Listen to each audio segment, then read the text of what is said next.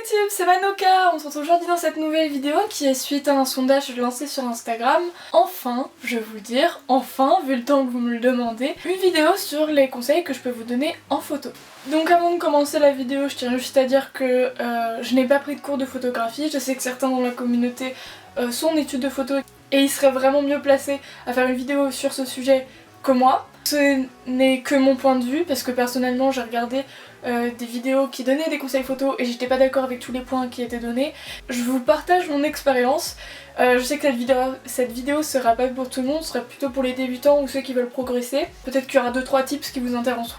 J'espère que la vidéo sera le plus complète possible, qu'elle ne durera pas très longtemps, voire trop longtemps. Voilà, du coup, j'espère que vous allez apprécier la vidéo.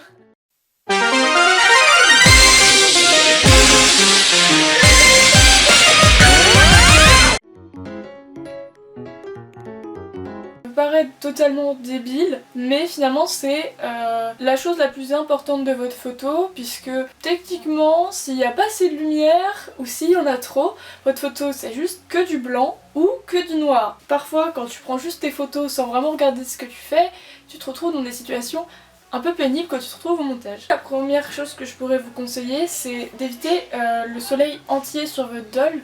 Et vous allez me dire, qu'est-ce que tu dis? Quand votre poupée est en plein soleil et qu'il n'y a vraiment aucune ombre, que le soleil est très brut, surtout en été. Après tout dépend de comment votre poupée émise l'intensité du soleil. Par exemple en été, je déconseille forcément de mettre sa doll en plein soleil comme ça parce que ce sera parfois un peu trop brut, que de toute façon la poupée risque d'avoir des ombres. Rien qu'au niveau du nez, ça va faire une ombre sur le nez, vous allez me dire, bon c'est que des détails mais c'est quand même mieux. Alors si vous pouvez, enfin si vous avez quand même par exemple vous êtes au milieu de la plage, vous voulez faire votre photo, parfois ça s'y porte, le plein soleil, parfois pas du tout. Du coup si vous avez quelque chose sous la main comme un ami qui peut vous faire juste de l'ombre sur la poupée, n'hésitez pas à lui demander juste de se mettre devant le soleil pour juste cacher la poupée. Sinon il faut aussi éviter le contre-jour, hein, ça paraît évident, mais c'est vrai que bon parfois on n'y pense pas tout le temps, mais il faut faire attention à là où est le soleil, parce que du coup on va tout de suite se retrouver avec une photo soit trop exposée, soit vraiment beaucoup trop sous-exposée. J'ai fait 2-3 trucs qui étaient sympas en total contre-jour, hein, j'espère que je vais retrouver les photos comme ça, mais sinon c'est surtout qu'on va pas voir votre poupée et qu'on verra pas les détails. Donc avant que ce soit voulu, c'est à éviter. Je vais vous donner 2 petites astuces pour vous approprier la lumière. Ce que vous pouvez faire du coup c'est d'utiliser du papier aluminium. Alors la technique est vraiment bête, c'est qu'on n'a pas tous les moyens de s'acheter, vous savez, les panneaux réfléchissants. Du coup tu trouves des moyens de faire un peu de manière simpliste. Bon celui-là il est un peu cassé parce que je le travaille un peu partout. Mais en gros tu prends un morceau de carton, tu mets le papier aluminium par-dessus. Et si tu mets dans certaines positions, ça va se refléter sur votre poupée. Bon là ça va pas se voir mais en gros ma lumière, ma main est plus éclairée. Voilà comment éviter une zone d'ombre. Également quand on a un endroit où le soleil est encore un peu trop présent mais en même temps vous pouvez pas bouger votre poupée de cet endroit là, vous aimeriez bien que la lumière soit plus tamisée, plus estompée. J'en ai pas sur moi tout de suite ici. Vous pouvez prendre du papier cuisson. Alors ça peut paraître totalement bête, mais en fait d'une certaine manière si vous allez le mettre comme ça et qu'imaginez que votre poupée est là, ça va tamiser le soleil ou la source lumineuse si c'est une lampe par exemple. Fois c'est que des tips que je vous donne, à vous d'en chercher des nouveaux. Si vous en avez d'autres au niveau qui concernent la lumière, vous pouvez directement les proposer en commentaire, ça pourra aider les autres. Et puis c'est toujours sympathique.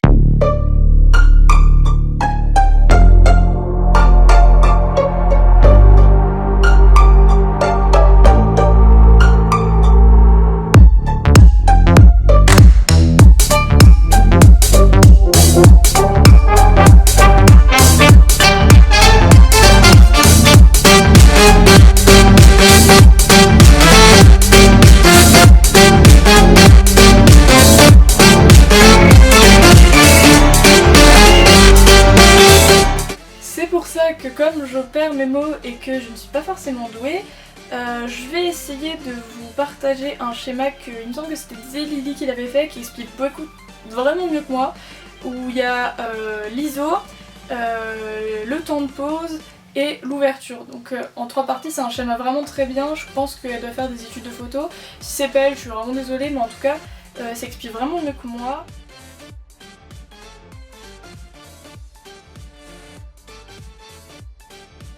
Parlons tout d'abord des proportions. C'est assez important finalement parce que la proportion, ça va permettre de mettre en valeur ta doll ou justement de ne pas la mettre en valeur si tu préfères par exemple mettre le paysage derrière toi plus en valeur que ta poupe. Du coup, il faut commencer à penser si on veut une photo plus horizontale ou plus verticale. Après, encore une fois, c'est en fonction de ce que vous voulez faire, en fonction de ce que vous voulez donner. C'est vraiment en fonction de ce que vous préférez.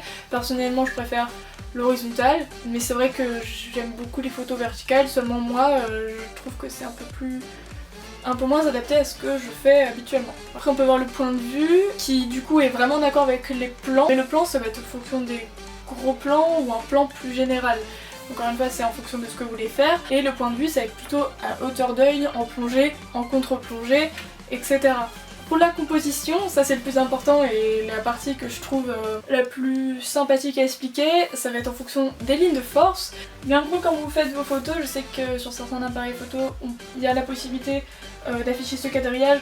Et donc ces lignes-là, ce sont les champs de force. Alors on dit que techniquement, on devrait éviter de mettre le sujet au milieu, donc c'est-à-dire ici, hein, parce que du coup ce serait trop monotone. Ce que du coup on conseille c'est plutôt de mettre le personnage ou du coup dans ce cas là votre poupée que sur les lignes de tiers, donc ici et ici, parce que votre œil il va lire la photo en Z et vraiment que votre tulipe ou votre poupée soit le mieux mise en valeur. Techniquement il faudra la mettre là. On n'est pas forcément obligé de respecter ça, mais il faut partir du principe que quand même ces lignes de force elles sont là.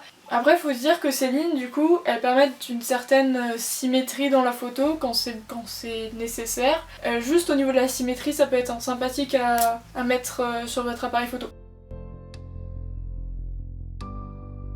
Du coup quand vous vous baladez le plus intéressant c'est d'essayer de toujours penser photo pour essayer de s'améliorer parce que par exemple quand vous êtes dans une forêt vous pouvez dire tiens là si je posais ma doll et que je la prenais en photo comme ça pourrait être original, ça pourrait être intéressant, ou quand vous baladez chez la maison d'un ami, peu importe hein, que ce soit dans votre maison ou ailleurs, toujours penser que ah là je pourrais faire ça, ce serait intéressant. Déjà ça permet de noter des idées dans ce coin de sa tête, on est toujours à la recherche d'idées et en plus ça peut permettre de progresser. La mise en scène où le concept de la photo est aussi important que le fond, parce qu'il faut toujours penser que le fond, même si ça peut être qu'un détail, il faut le travailler.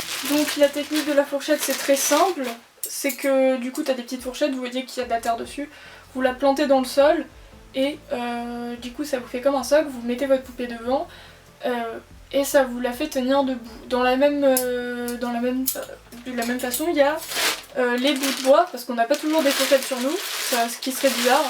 Quand vous avez une mise en scène avec deux dolls, essayez de faire en sorte qu'elles aient l'air de vraiment se regarder et là, il va y avoir quelque chose qui va se passer. Alors que deux dolls que vous essayez de faire en sorte qu'elles se regardent mais qui finalement c'est un peu fait maladroitement, ça va être joli, mais moins que si elles ont l'air de vraiment se regarder, parce que le regard porte toute la photo.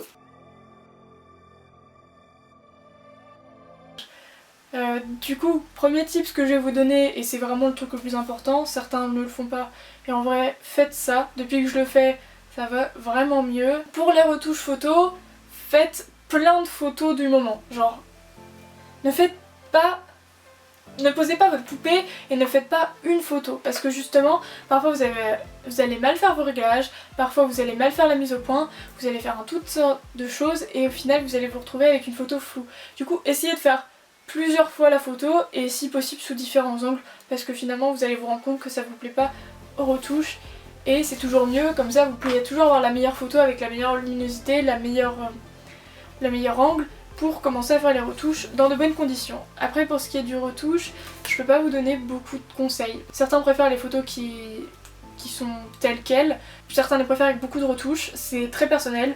Après les seuls trucs que je peux vous dire que je trouve assez important de modifier, et ça peut être de manière très subtile, c'est tout ce qui est luminosité, tout ce qui est saturation, contraste, et ça change la photo en très peu de choses, et juste si on fait ça, je pense que la retouche elle peut être bien, même certaines photos n'ont pas besoin de retouche, mais en vrai chaque photo devrait au moins passer quelques secondes à la retouche, ne serait-ce que juste pour ajouter un petit peu de contraste, voilà.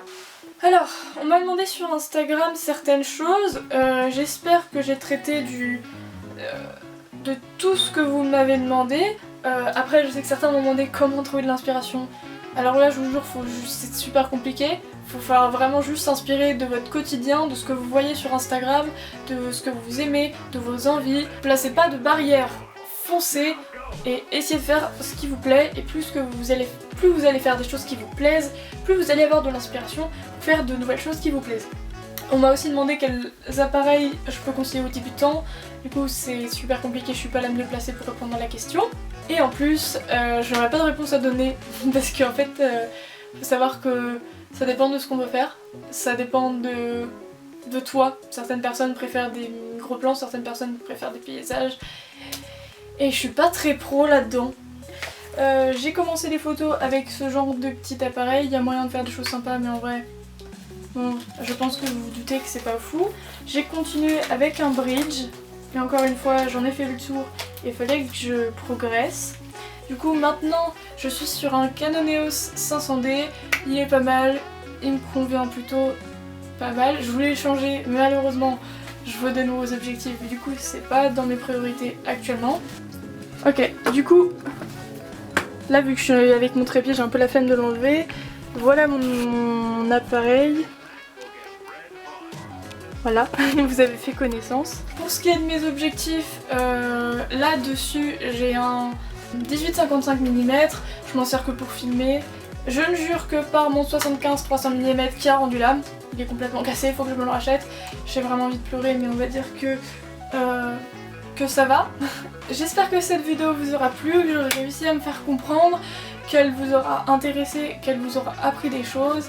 C'était Petite Akemi pour vous servir.